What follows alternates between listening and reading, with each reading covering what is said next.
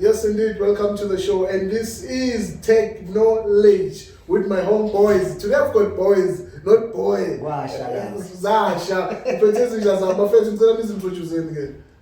Lehlohonolo Richard Zobani, also known as Mbobo. People know it. Ileso skati bafetu. And then on this side, Wiliseho, Rabaji, also known as Spider, but preferably Paparitu means. So Paparitu. Oh, Paparitu. Anyway, birthday I can Happy birthday to my daughter. If you're watching this, birthday Ritu, Daddy loves you very much. That's good. And yeah, welcome guys to the show. And Mbobo, it's been long since we spoke, my man. What was happening with Wafelo Nyamalala? Cha ngiyamelelanga bafo yazi lezi mo zamanje yabona kunama ups and downs as much as I was dealing with a lot of personal issues and what but manje ngibuye ngamandla futhi nale flu bethi yangiqindezela ngathi ngeke manje siyipholile iyadelela yabo ngiyabona.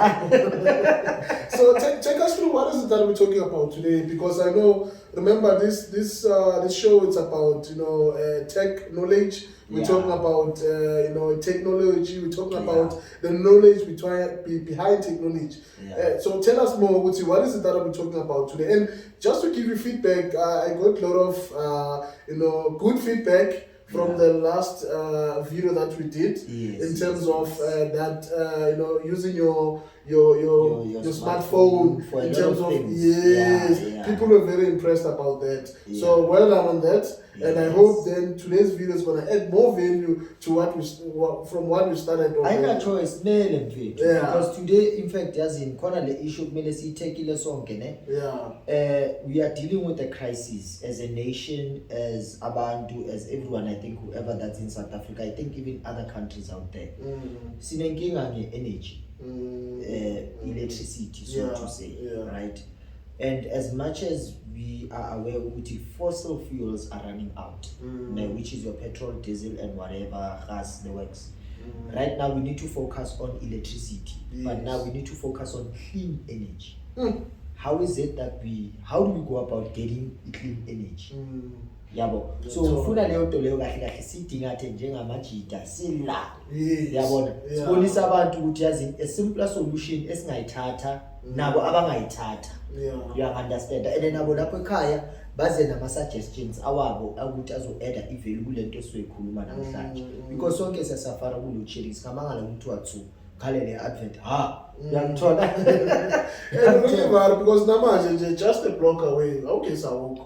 It's only this block last week, and I mean, it's very important when we talk about such things and have conversation and then find better ways of restoring energy or keeping energy. It's going to be right. You understand? And personally, on my end, because this is technology, I've came across a lot of wonderful things that certain companies are doing out there. Big corporations. You know that guy that just bought Twitter, that guy? He's very smart. But apparently it's not yet confirmed, they say. As far as, I don't know, Lisiho, if you had something. Because apparently there's something that he had to do first. Because there was a question that he posed to say, are you guys meeting 1, 2, 3? And I think Twitter couldn't answer that. Yes, he can buy, but I don't think the sale has been confirmed. Yeah. But also, you look at it from a business point of view. Twitter is one of those big, media or social media spaces out there. Yeah. So obviously, with buying it comes with a lot of responsibilities, and obviously, with mobile company, we turn up with already existing stuff. So there's already rules that are set in place, business policies and so forth. So that staffs are Gucci, they have to abide by. So when you wanna do such a huge takeover with so much money at stake, you literally have to look at it first, Gucci, is it viable for me to spend in my anger? So as much as there would be certain hiccups that might prevent him from eventually buying a Twitter out. Because I again remember there's also other stakeholders. So is he buying them out so that he can be the sole owner of the entire entity, or is he buying a certain share, buying into a Twitter? So those are the type of things that you have to look at. So maybe such things could be the things that Zamu stop in terms of, Yeah, you know what I mean? yeah. Exactly. Thank you, Skoko Sam. So So without us veering off the topic, I was talking about that guy. Yes, That guy, he has this technology that he was working on, right? You see your roof tiles. yes. Imagine if in each and every tile is a solar panel. Like as much as they are attached to each other, they've got coins that are linking up onto that. Like each tile has a point. So everything on your roof is a solar panel. Now I also did some research. There's these other guys that are working on this other technology, like your tarmac.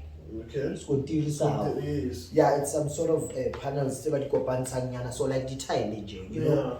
And what happens is when a car drives on top of those things, that pressure generates energy. Okay. That's powering up your electrical needs. Or around traffic lights, yes, lights. Yeah. Therefore, you don't need to rely on your major power grid for such. You understand? So in this case, I saw something again that is being done in Australia, right? What they do is everyone has a backup battery, like a huge battery.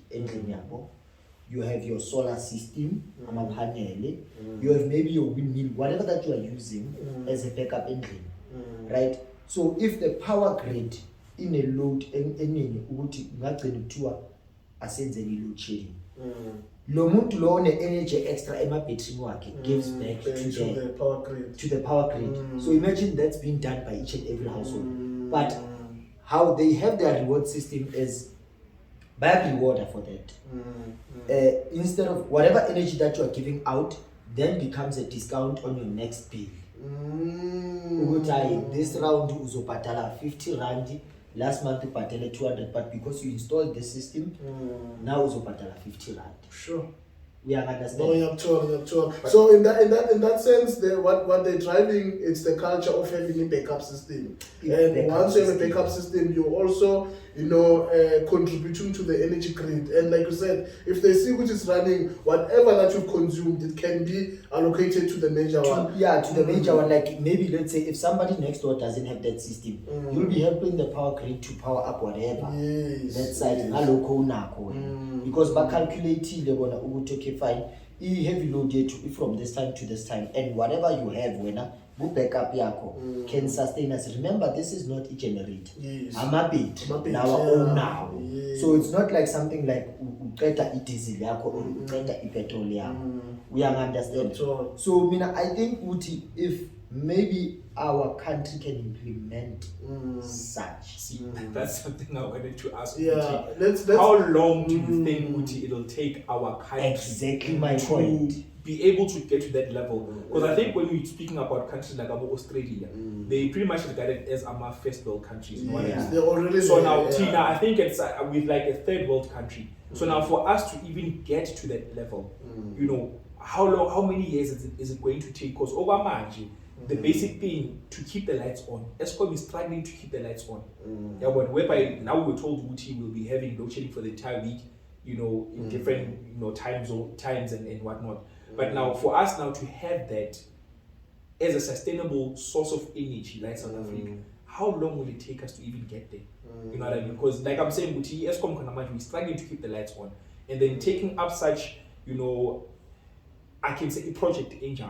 You know what I mean? Like it's I don't know, I mean. Like I don't know. Maybe I'm seeing it from a different point of view, but I feel Uti for Uti's figure up as a country, it's gonna take years. Yes, yeah. It's gonna take years. So guys, as much as yes you are pointing those factors, Uti, it might take years, but what solutions do we have that can be realistic? You understand? Because at the end of the day, load shedding is here to stay.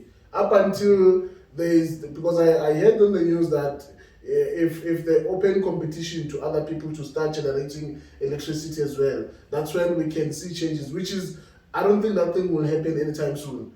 But what is it that we can do, and to people out there who are watching this, so that they can use as an alternative? Because you've mentioned the solar, you've mentioned the windmill. So what are the things? And we need to look at the cost as well. Because remember, maybe it can only be certain people that can, afford those type of energy energy reserves or something like that. So what is the solution? I mean, I've got a simpler suggestion, especially for such a community like Orange Farm. A lot of people are still busy building houses and businesses. As much as the guys that said here, they're still in construction, They should start considering that. Like, whenever you are building a structure, make sure that it can house as many panels as possible. Solar panels. You see, now, sorry to cut you off, solar system, I think now it could be one of those sustainable ones for now in terms of being able to keep your lights on engine. Because if you can look at most malls, I'm not gonna mention names because but you know what I mean. There's certain malls that even these big supermarkets, like even parking lot, I'm a solar panels.